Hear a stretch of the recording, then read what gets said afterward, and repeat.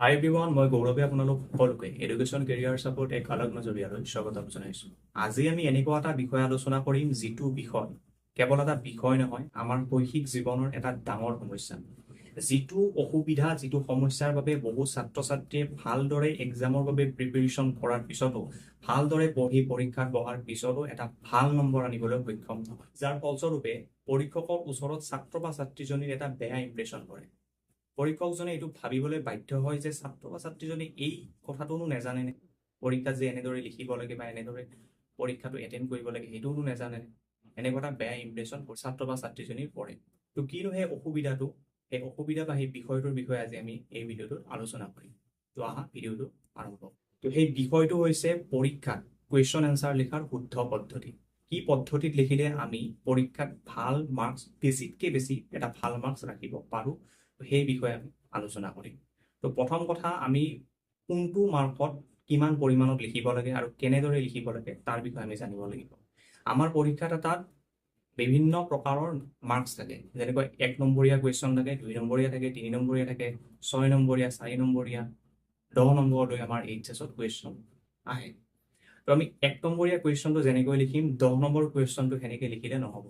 আমি 6 মাৰ্কৰ কুৱেশ্যনটো যেনেকৈ লিখিম, হয়তো 4 নম্বৰ কুৱেশ্যন তাতকৈ কম লিখিব লাগিব বা তাৰ টাইপটো বেলেগ হ'ব। তো কেনেকৈ আমি লিখিব লাগে তাৰ বিষয়ে এই ভিডিঅ'টোত আলোচনা কৰিম। তো প্ৰথমতে আমি আলোচনা কৰিছোঁ 1 মাৰ্কৰ কুৱেশ্যন। বহু ছাত্ৰ ছাত্ৰীৰ মনত এই প্ৰশ্নটো থাকে যে 1 মাৰ্কৰ কুৱেশ্যনত সম্পূৰ্ণ বাক্যত লিখিব লাগেনে উত্তৰটো, মানে সম্পূৰ্ণ বাক্যত লিখিব লাগেনে 1 মাৰ্কৰ কুৱেশ্যনবিলাক, নে জাষ্ট ৱৰ্ডটো লিখি হ'লেই হৈ যায়।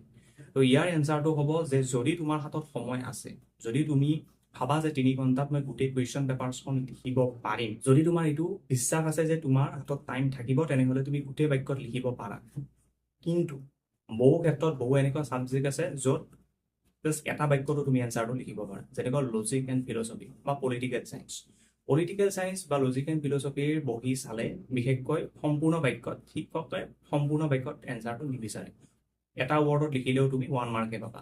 কিন্তু যিবিলাক মাতৃভাষা আছে, যেনেকৈ অসমীয়া হওক বা অল্টাৰনেটিভ ইংলিছ হওক, সেইবিলাকত কিন্তু 1 মাৰ্কৰ কুৱেশ্যনটো পূৰ্ণ বাক্যত পৰীক্ষকে বিচাৰে।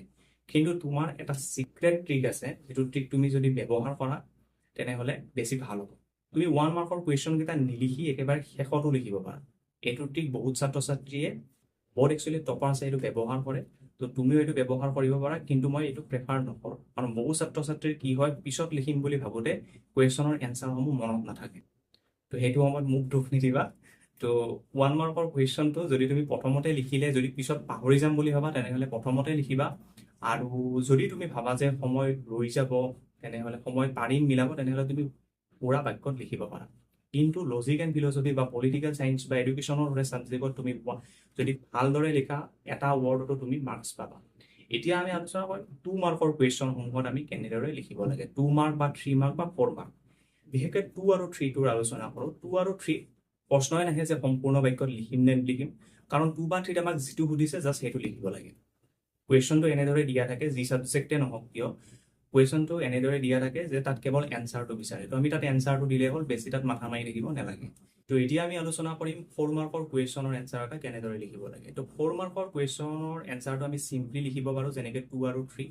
তাত যদি সুধিছে পইণ্টত লিখিলে যদি হয়, তেনেহ'লে তুমি 4টা পইণ্ট লিখি দিয়া ভালকৈ, 2 লাইনৰ লিখিব পাৰা। আৰু যদি ইম্পৰ্টেণ্ট লাইন হয়, এটা লাইন লিখি দিলেও তুমি মাৰ্কছ পাই যাবা। ইমান নেকাটে 4 মাৰ্কৰ কুৱেশ্যনত। আৰু যদি তুমি ইন্ট্ৰডাকশ্যন দিব লাগে বুলি ভাবা, মানে কুৱেশ্যনটো যি সুধিছে তাৰ বিষয়ে যদি অলপ লিখি দিব লাগে বুলি ভাবা এক্সট্ৰাকৈ, তেনেহ'লে তুমি জাষ্ট 1 লাইন কিবা এটা ইম্পৰ্টেণ্ট জাষ্ট ইন্ট্ৰডাকশ্যন হিচাপে লিখিব পাৰা। তো মেইন আহি গ'ল 6 মাৰ্কৰ আৰু 10 মাৰ্কৰ কুৱেশ্যনৰ এনচাৰ লিখোঁতে।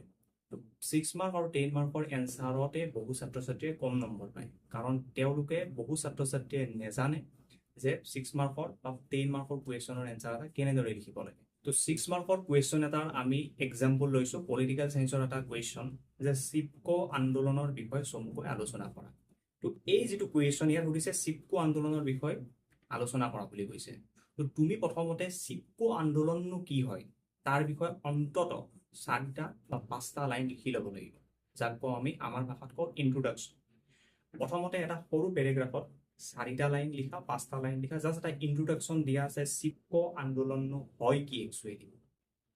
তাৰ পিছত লিখা চিপকো আন্দোলনৰ বিষয়ে মেইন যিবিলাক টপিক আছে তাৰ বিষয়ে তোমালোকে লিখি যোৱা নেক্সট আৰু এটা যদি এক্সাম্পল লওঁ যে নৰ্মদা বচাও আন্দোলনৰ বিষয়ে লিখা তুমি নৰ্মদা বচাও আন্দোলনৰ বিষয়টো লিখিব লাগিব কিন্তু তাৰ আগতে লিখি ল'ব লাগিব নৰ্মদা বচাও আন্দোলনটো একচুৱেলি হয় কি বিষয় তুমি লিখিবা নৰ্মদা বচাও আন্দোলনত কি হৈছিলে তো গোটেইখিনি লিখিব লাগিব কিন্তু ইন্ট্ৰোডাকশ্যন হিচাপে তুমি 4 বা 5 লাইন প্ৰথমতে লিখি ল'ব লাগিব যে নৰ্মদা বচাও আন্দোলন একচুৱেলি হয় কি এখন নদী আছিল নৰ্মদা নামৰ সেইখিনি গোটেইখিনি লিখি ল'ব লাগিব ইন্ট্ৰোডাকশ্যন লিখিলা তাৰপিছত তুমি মেইন বডি বুলি কোৱা আমাৰ তো মেইন যি সুধিছে কুৱেশ্যনটো তাৰ বিষয়ে তুমি ভালকৈ লিখা যিমানখিনি তুমি জানা আৰু লাষ্টত এণ্ডিঙত তুমি লিখা যে তুমি নৰ্মদা বচাও আন্দোলনৰ বিষয় কি বুলি ভাবা তাৰ ইম্পেক্ট কি পৰিছিলে বা জাষ্ট 1 লাইন বা 2 লাইনত তুমি এণ্ডিং কৰা জাষ্ট সেইটো এণ্ডিং বুলি গম পাব লাগিব তো এই যিটো ফৰ্মেট যে ইন্ট্ৰোডাকশ্যন দিব লাগে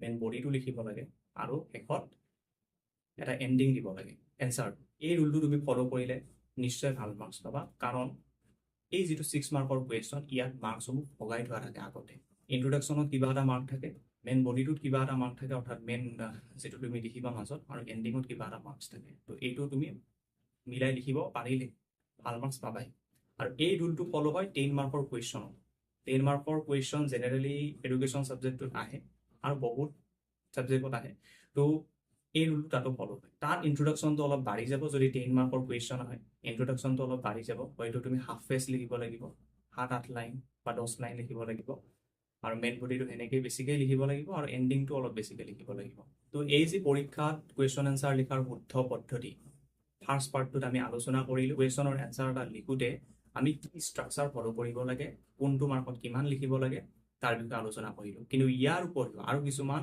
পৰীক্ষাত এনসাৰ এটা লিখোঁতে বা পৰীক্ষাৰ বহিখনত লিখোঁতে ফাৰ্ষ্টৰ পৰা এণ্ডিঙলৈকে ফাৰ্ষ্ট কুৱেশ্যনৰ ষ্টাৰ্টিঙৰ পৰা এণ্ডিঙলৈকে আমাক বহুতো ধ্যান ৰাখিবলগীয়া বিষয় আছে যাৰ বিষয়ে আমি নেক্সট পাৰ্টসমূহত আলোচনা কৰিছোঁ তো তোমালোকে সেই পাৰ্টবোৰ চাব পাৰা ডেছক্ৰিপশ্যনত উপলব্ধ আছে তাৰ তো যদি ভিডিঅ'টোৰ পৰা কিবা অলপ হ'লেও উপকৃত হ'লা কিবা অলপ হ'লেও নতুনকৈ শিকিলা যদি ভিডিঅ'টো ভাল লাগিলে তেনেহ'লে ভিডিঅ'টো লাইক কৰি দিবা আৰু তোমাৰ আটাইতকৈ ভাল দহজনলৈ ভিডিঅ'টো শ্বেয়াৰ কৰি দিবা তো আজিৰ এইটো ভিডিঅ'ত আমি ইমানে আলোচনা কৰিলোঁ আকৌ লগ পাম অন্য এটি নতুন ভিডিঅ' তো আজিলৈ ইমানেই জয় হিন্দ বন্দে মাতৰম জয়